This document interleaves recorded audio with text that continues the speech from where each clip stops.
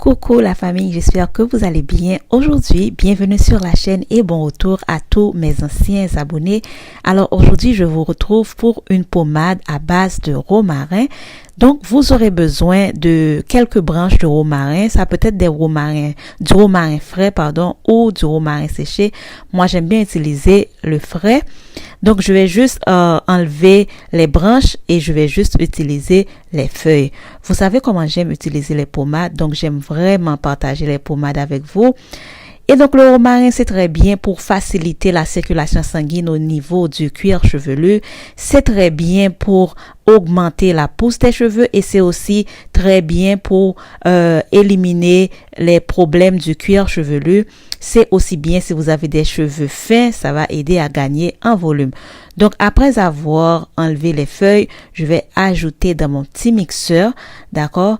Et je vais ajouter 120 ml d'huile de tournesol et je vais utiliser ça pour mixer les feuilles. Si vous n'avez pas d'huile de tournesol, vous pouvez utiliser de l'huile d'olive ou même de l'huile de jojoba. Enfin, une huile légère de votre choix.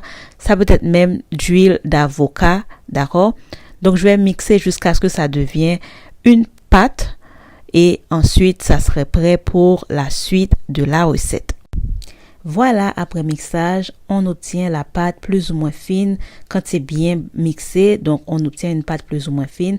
Je vais placer une petite poêle sur un feu vraiment doux. Vous pouvez voir volume 3 alors que c'est jusqu'à 10. Donc j'ai mis volume 3 et j'ai ajouté 20 ml d'huile de tournesol juste pour faciliter le processus d'évaporation de l'eau contenue dans le romarin. D'ailleurs, à savoir que le romarin a été scientifiquement prouvé pour aider avec la pousse des cheveux et déjà, on dit que c'est comparable au minoxidil. D'accord? Le processus d'évaporation peut durer entre 15 à 20 minutes. Prenez votre temps sur un feu doux afin de ne pas brûler l'huile et ne pas perdre les bénéfices du romarin. Ensuite, vous aurez besoin entre 6 à 7 cuillères à soupe de beurre de karité que vous allez mélanger avec la préparation qu'on est en train de faire. Et voilà, il n'y a plus d'eau, d'accord?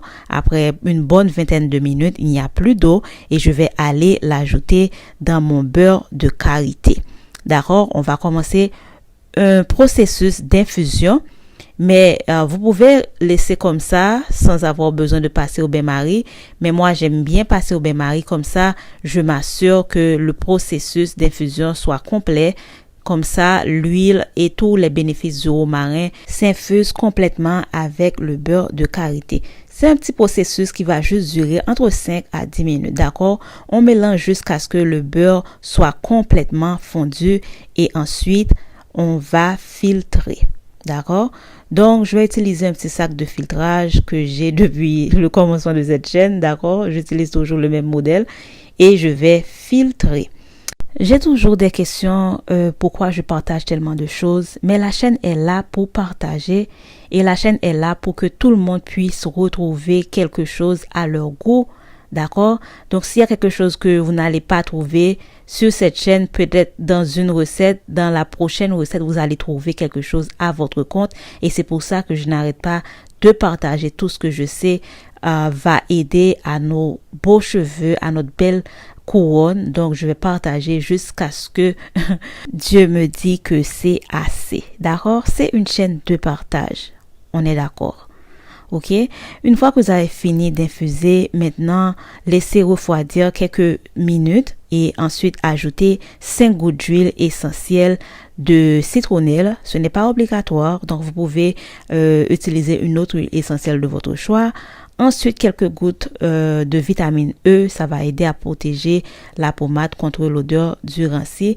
Donc, laissez à l'air libre quelques minutes avant d'ajouter ces choses-là, car comme ça peut refroidir un petit peu et ça va pas être trop chaud quand vous ajoutez ça. D'accord? Donc, comme j'ai dit, pour l'huile essentielle, vous pouvez utiliser une odeur de votre choix ou une huile essentielle que vous aimez. Maintenant, on va placer au frigo pendant au moins 1 heure et après 1 heure, et voilà, la pommade est prête. C'est toujours ça mon processus. Et si vous vivez quelque part de froid, vous pouvez aussi laisser à l'air libre et ça va bien sûr durcir naturellement. Ok? Et donc voilà, vous pouvez voir, elle est vraiment belle et onctueuse. Et d'ailleurs, il y a des gens qui me demandent toujours, est-ce que ça va pas fondre? Moi, ça ne fond jamais. Pourquoi? Parce que j'ajoute toujours une grande quantité de beurre. Et vous pouvez voir, je vous remonte quelques minutes après. Si votre pommade refond après, c'est parce que vous utilisez trop d'huile, d'accord? Alors attention à la quantité d'huile que vous utilisez. Donc la pommade peut être utilisée pendant la coiffure pour démêler les cheveux. Ça peut être utilisé pour sceller l'hydratation aussi. Donc elle est vraiment onctueuse et très légère aussi. Donc vous pouvez voir, voilà, c'est encore tout dur quelques heures après.